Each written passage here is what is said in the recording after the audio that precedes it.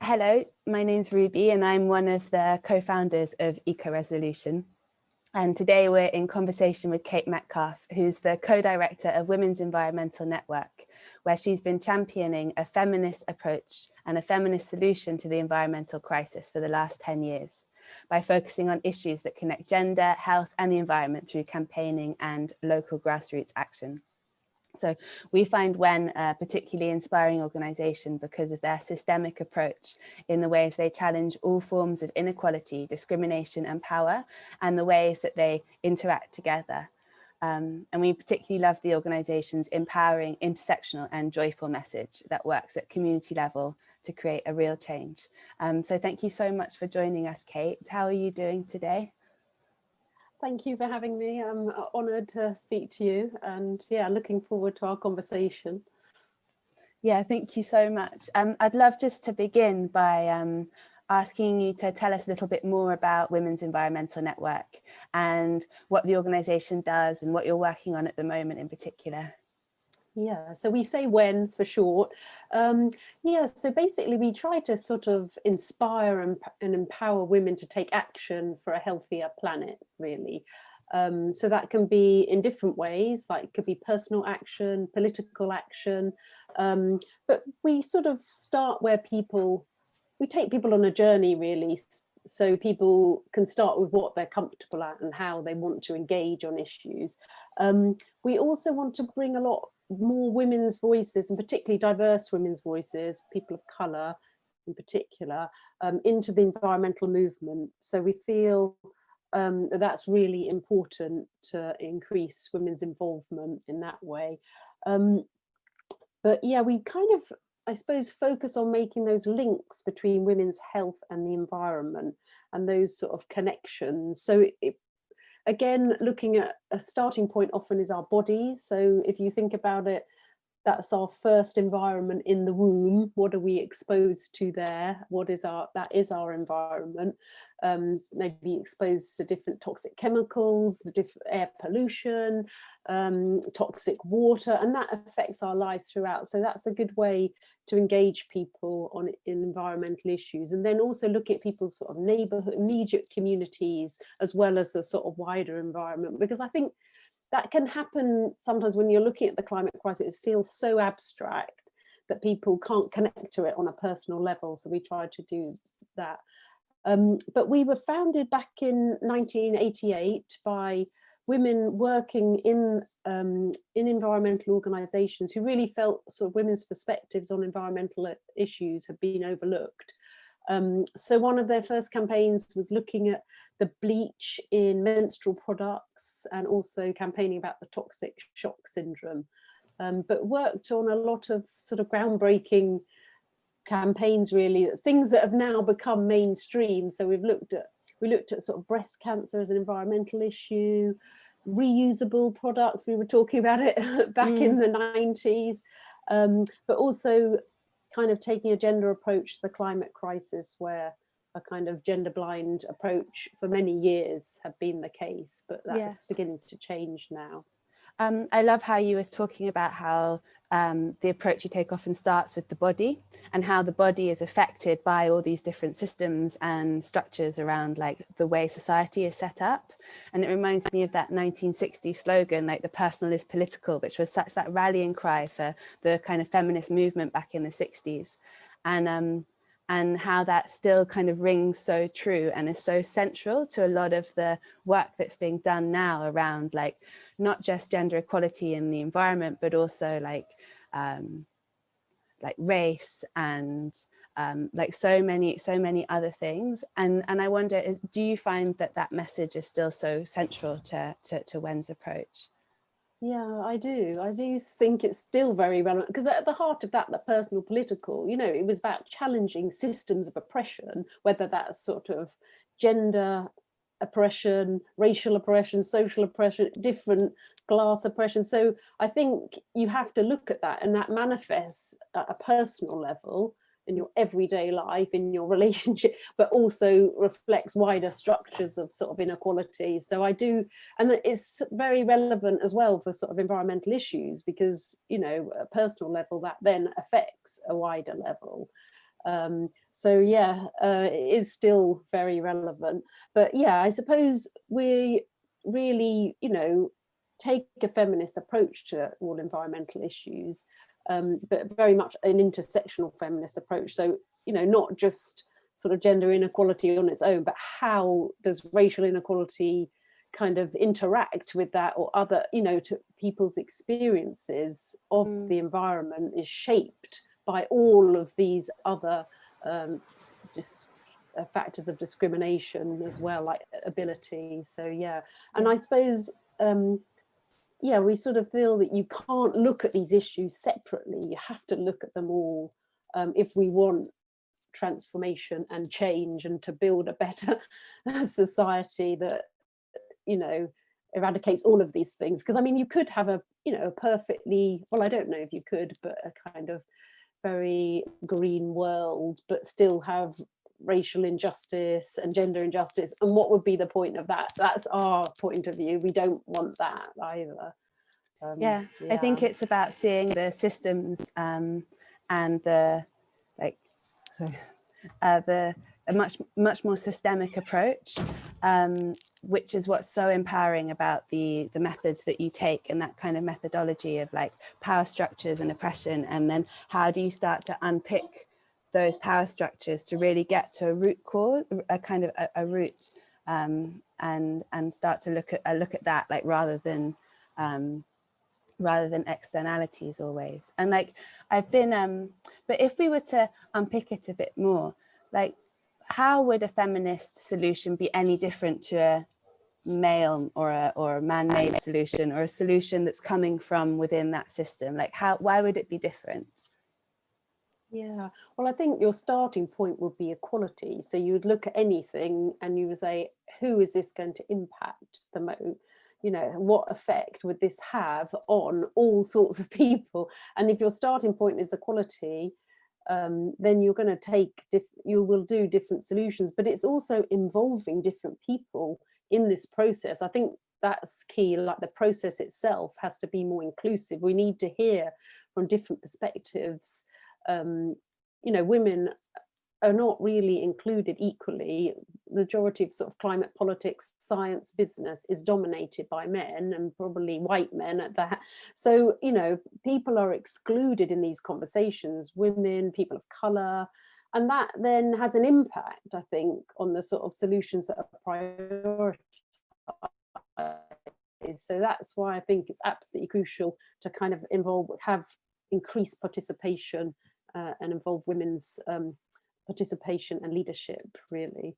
But yeah, I suppose, if you're going to be looking at the sort of caring economy, who does the care, this could be for caring for people, but also care for the planet. Is it equally shared? And what those experiences then, I think, shape how you view your environment, whether that's your street or the wider environment, and the sort of approach you take. So I suppose it's a much more localized approach, like localized, place-based, at the very personal, about relationships and communities, and like empowering communities to really to identify what they need, or what we need as individuals as well. That's why I think I find the work you're doing is particularly empowering.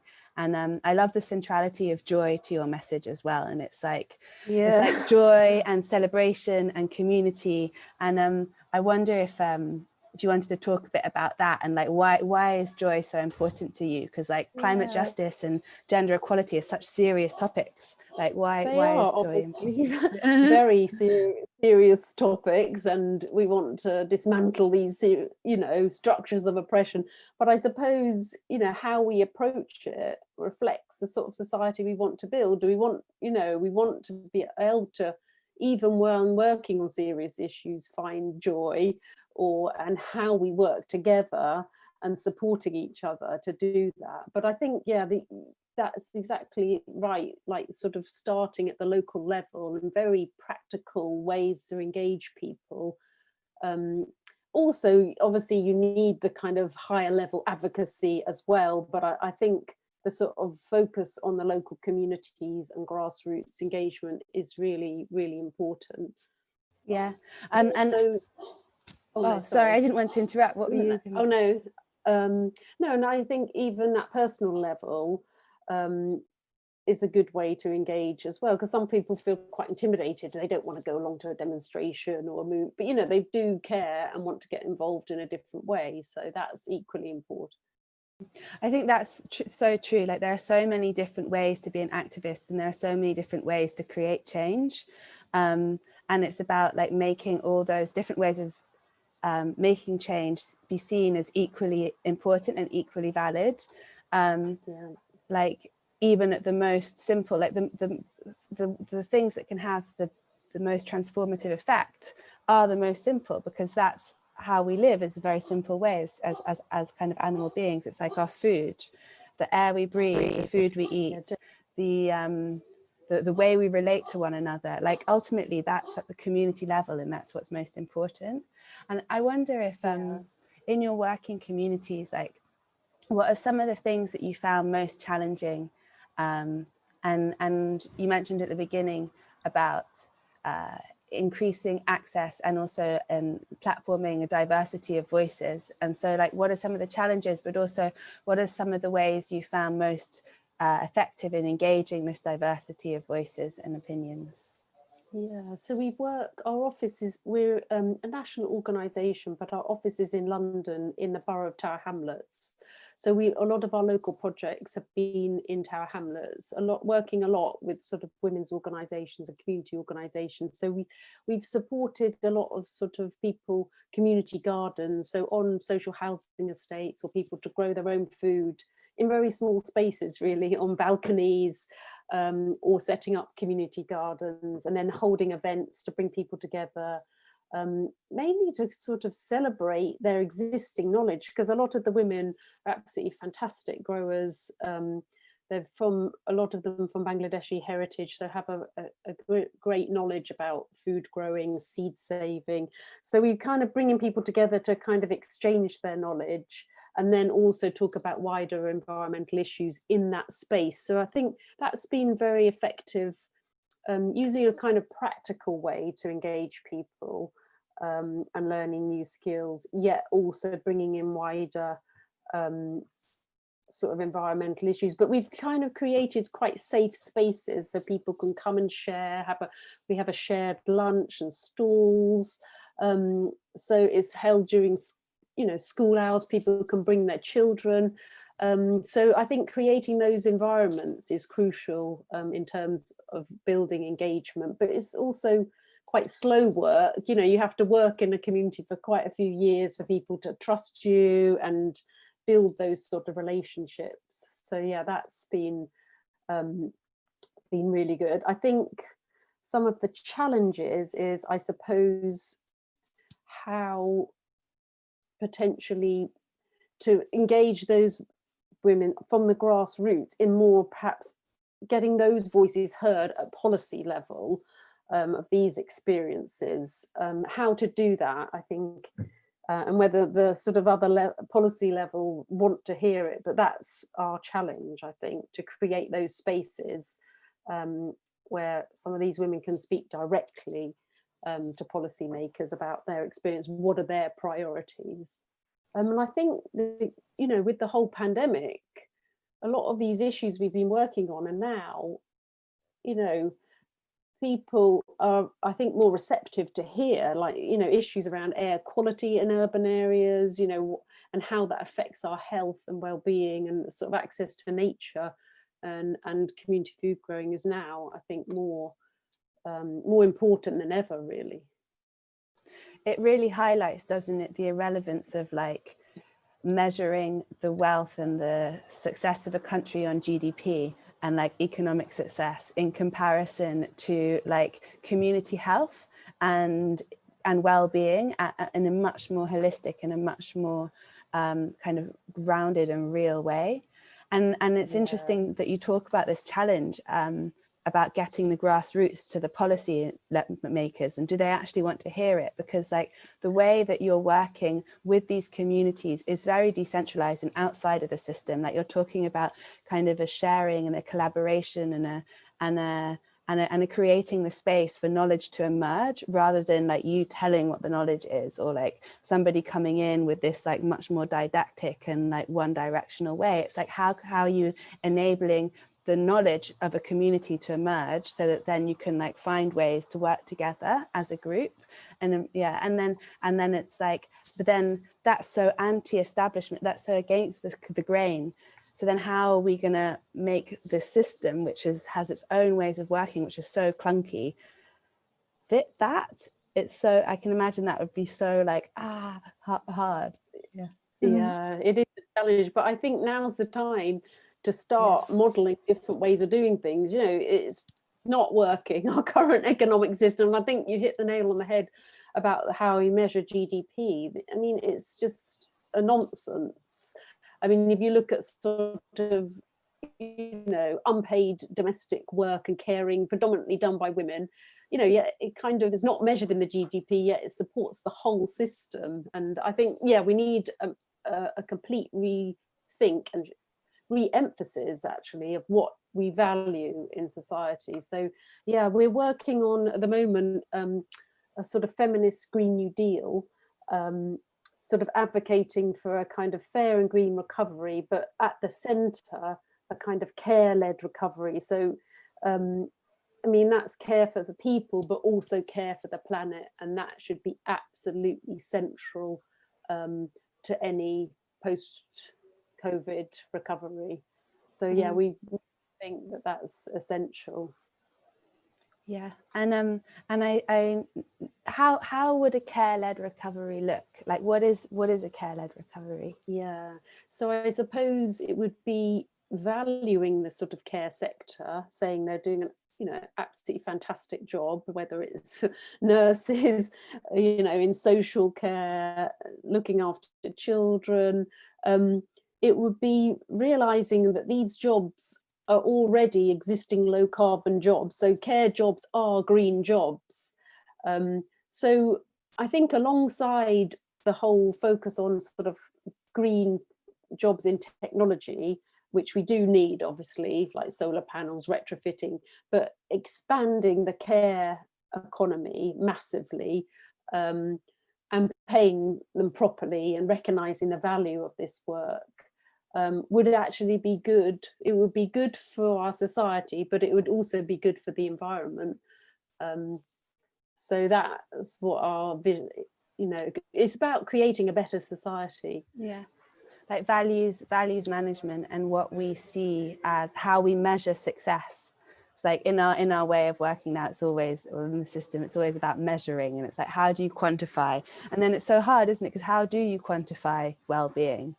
Like, yeah, it's again, it's like these two things that don't really fit, but it's definitely possible. And I suppose it does just come down to like how you enable health, like real health and real like cohesion. And I love how a lot of the campaigns that you're working on at the moment really do bring this to the center. So I love the environmental campaign that you're working on, which is, I think, this week. Is that correct? Yeah, we've got, it's the environmental week this week. So yeah, so lots of events going on, and we've got our environmental festival this Thursday, a webinar. Yeah, so that's sort of championing sort of reusable menstrual products and plastic free disposable ones as well. So, and just also trying to break the taboo around sort of the period stigma as well, so people can talk, people who menstruate can talk openly about it, so there's no sort of shame. Yeah, I mean, it's crazy, isn't it, that in the last few years there's been so much education, so much awareness around plastic, with all the like oceans documentaries that have come out, and like the awareness around like using reusable packaging and things. But that with menstrual products, I read on your website that they contain 90% plastic, and that 2 billion menstrual items are flushed down the loo each year just in Britain. That's 2 billion. And like, and it's so funny because I don't think I even realized that they were plastic, you know, that 90% of them were plastic. That sort of conventional pads can be up to 90% plastic. I think a lot of people are just not aware of that. But when they realize that, they think, oh, okay, I don't want that in my menstrual product, you Yeah. know, because that's then going into the oceans, but also the toxic chemicals used in the plastic also going into your own bodies as well.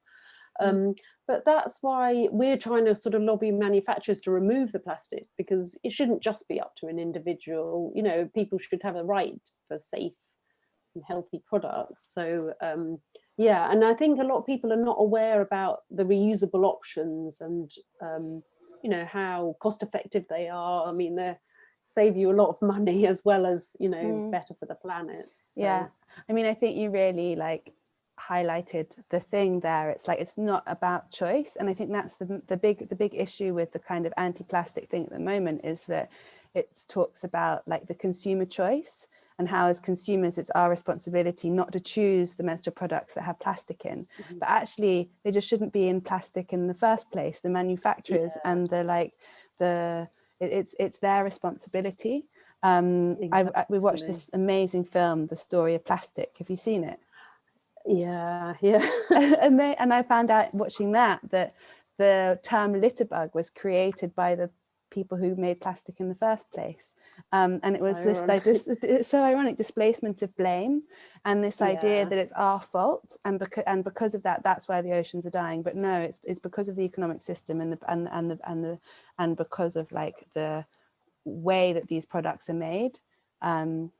Yeah, so like and particularly with toxicity, like the huge quantity of harmful chemicals and synthetics that are in everyday products, and particularly the way that these are marketed to women, like aside from menstrual products, it's like makeup and cosmetics, like these are packed with really harmful chemicals.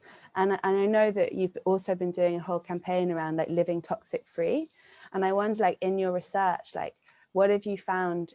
How can we live toxic free? It seems impossible. Yeah, I think it's a huge challenge. Yeah, we've worked on a lot of that, sort of raising awareness about harmful chemicals in everyday products and cosmetics, and that sort of accumulative effect, toxic. So you might think it's only you're using a small amount of these products, but every day they're going in. And then I think we don't know enough about the impacts on health.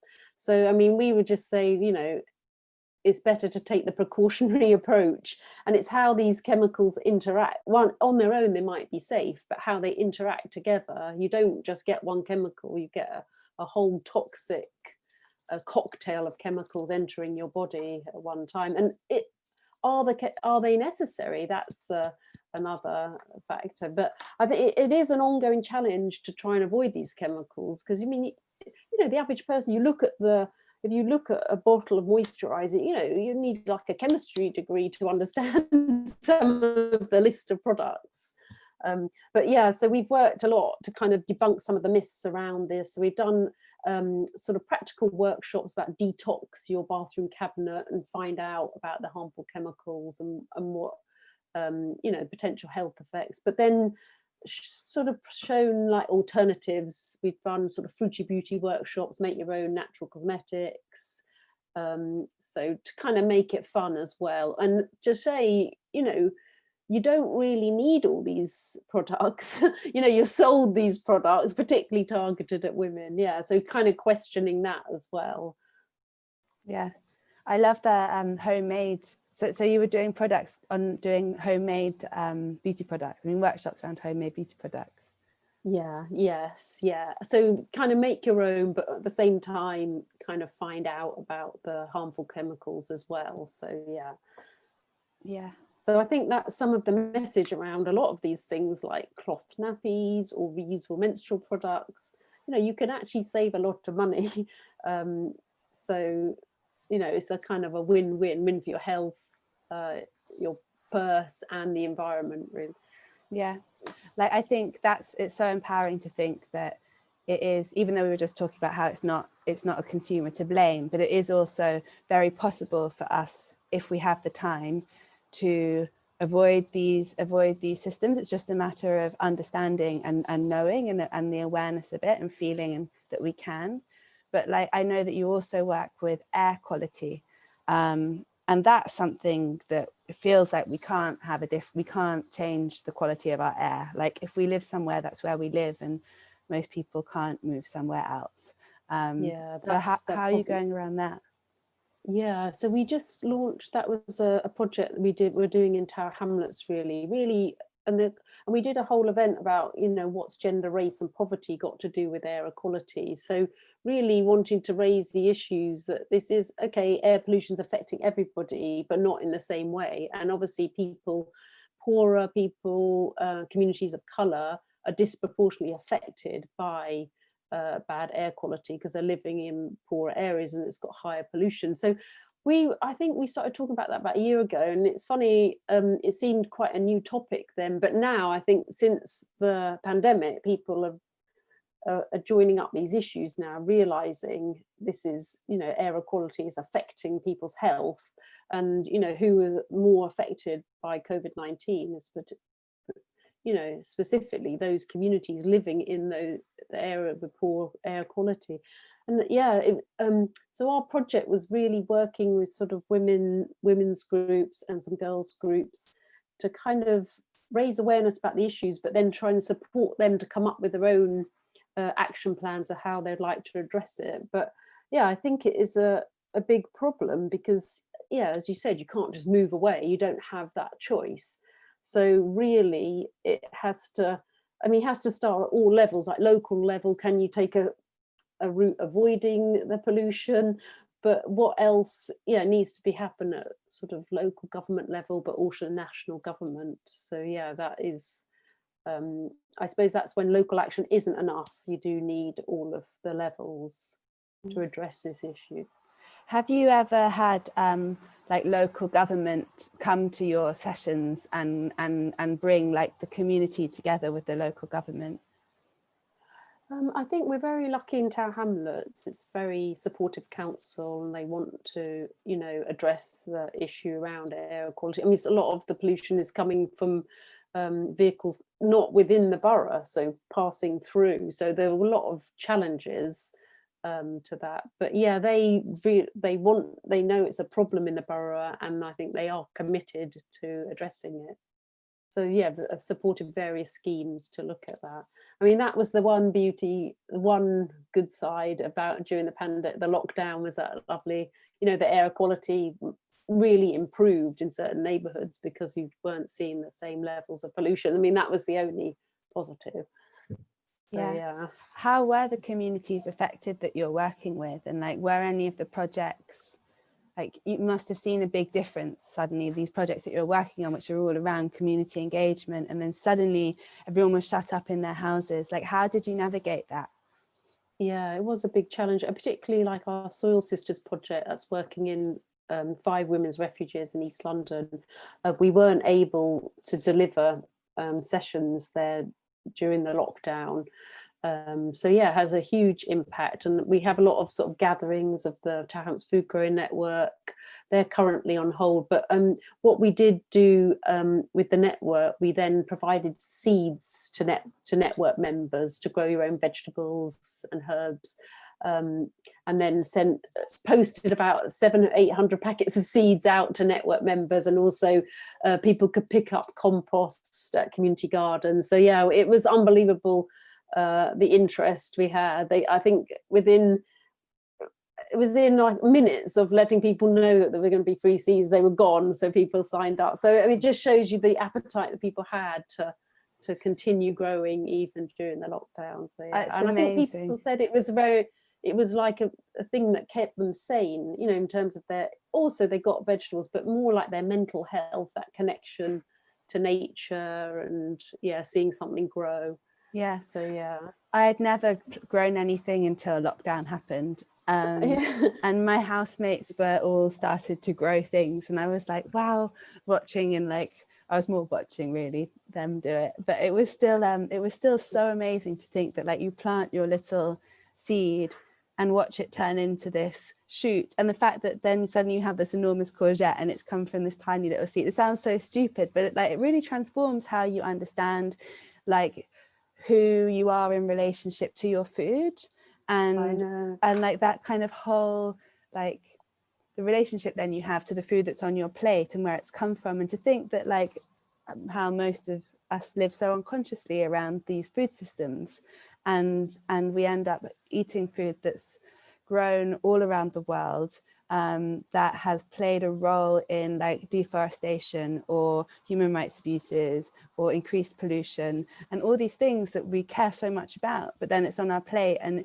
again it's these things that are kind of hidden beneath a system which is so broken. Yeah, it's like a sort of disconnect, I think. So yeah. but yeah, no, definitely. But I mean, in Tower Hamlets, obviously there was it's an area that is quite deprived anyway, but during the pandemic, you know, I think a lot of communities experienced a lot, you know, high levels of food poverty. There were a lot of sort of food banks and stuff, so I think that's still an ongoing issue, particularly then with the schools closing. So when, you know, some then were able to continue to provide free school meals for their pupils, which was good. But yeah, I know. And like if we could enable in the cities to have more kind of food sovereignty, almost like if the gardens were created with vegetables, and I don't know, like there's such a possibility for there to be more food grown in these city centres in particular. There's so much green space that should really be for community. Like, hopefully there'll be a rethink now, I think, because, you know, the pandemic brought that to the limelight, how important that was, like local food when the food supply chains were not working, but also the importance of green space. So I'm hoping that was going to be prioritised now in local planning, and more space will be created and more support for people to grow their own food. Yeah. What are you most excited about working on in the coming years? Like, are there any campaigns that have really like got you excited? Yeah, so we're really excited about our Feminist Green New Deal work. So we're hoping also, we've got the UN climate talks now in Glasgow in 2021 in November. So we're hoping to run a series of sort of grassroots workshops around Feminist Green New Deal. So sort of engage different communities, get their input of what they would like to see, and then hopefully involve them in the climate talks. We're going to do a big event there, just involve them in those dialogues and conversations, really. So we're quite excited about that, and just, I suppose, kind of championing a sort of feminist Green New Deal, to put the sort of care economy and gender and racial justice at the heart of this Green New Deal. But we're also working on a Just Fact project, so it's a just food and climate transition that's working very locally at Tower Hamlets, so working with lots of community organisations. So the idea is it going to be a women and community led process, really, kind of involving everyone and getting to create what would a sustainable food system look like in Tower Hamlets. So involving all these different groups to kind of come up with a plan, a kind of a blueprint for what that would look like. So that's quite exciting. Yeah, it's so cool. Yeah, and obviously very excited about our environmental project and our week of action. Just to see so many different people now engaged in this movement is really inspiring. I do think that people are really, there's so much conversation now about all of these things, like menstruation, gender equality, race equality, social equality, and in particular in relationship to like our bodies and our food. And I think that and coronavirus has really brought that to the fore. Like, it's really put the health agenda at the center of how many of us think now. It's like, oh no, I'm not going to go to the shops because I'm a bit under the weather and I don't want to make somebody sick. It's like that wouldn't probably not have come into the majority of people's thoughts like a few years ago, like to be so like conscious of health.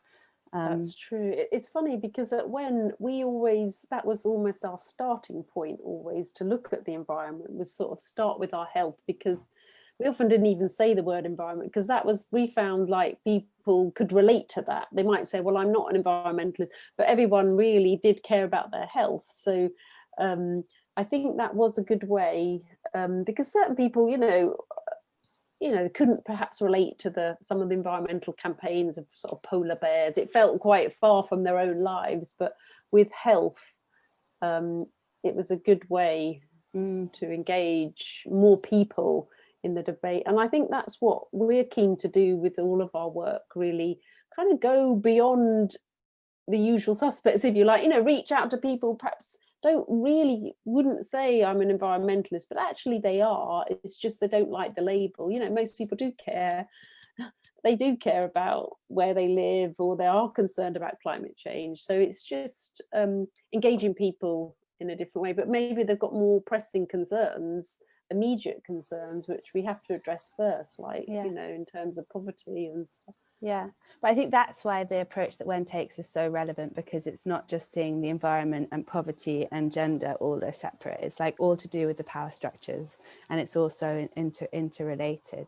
And it's not just health, it's also mental health, and like our health and happiness in relationship to the world around us and to our communities, and connection, I think, so much as well. It's like, how can we care about something if we're disconnected from it? So it's like how do we create connection and see these interrelationships and see these interactions of all these different things that seem separated just because of the way that things have become. But actually, if we were living more simply, in a more traditional way, we might actually see how interrelated they all were, like community well-being, health, our minds, our food, the environments that we live in.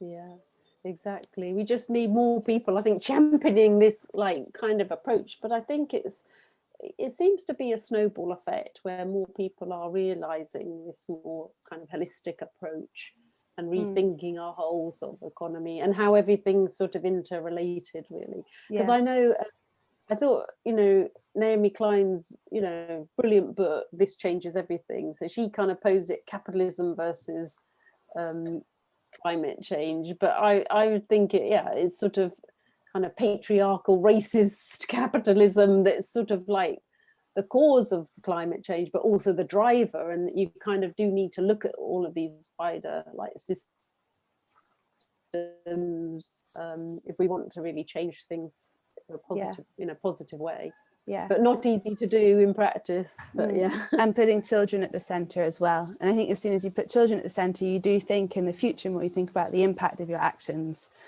definitely, rather than just in the here and the now. And then what about men? Where do men come in the picture?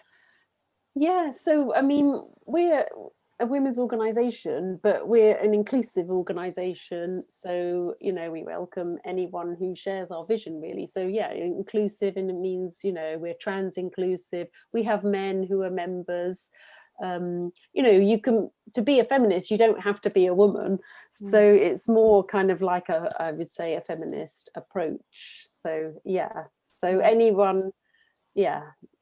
anyone is welcome to join us if they share our vision, really. So and I think we welcome men as allies, if they if you're on board with this agenda, just as way a white person might be an ally to racial justice organizations. It's exactly the same, really. And what is your vision, if you were to sum it up? Like, what's your vision? Very, very hard. I suppose a kind of world where we've kind of achieved maybe gender, racial, social and environmental justice, where we're living where we're kind of happier and we're living in more balance, I suppose, with nature, not exploiting it. So so amazing. Not an easy one. Not an easy one, but I think that's it, isn't it? Like, so we look often at the problems, which is important because to understand the problems, but then sometimes we have a very apocalyptic vision of the future, and it's like if we have an apocalyptic vision of the future, I think you end up going where you have your mind, you kind of get taken. So I think having that vision of this that has justice at the core and justice at the heart in every way is like an amazing kind of baton to follow. And I think it will be a better world for everyone. But amazing. Thank you so much, Kate. It's been really great to chat. Lovely to talk to you all. And so everyone, please get in touch if you'd like to find out more. So you can check out our website. Please contact us. Amazing, thank you. So we'll include the link to the site underneath. Okay. Yeah. So okay, well, lovely to talk to you.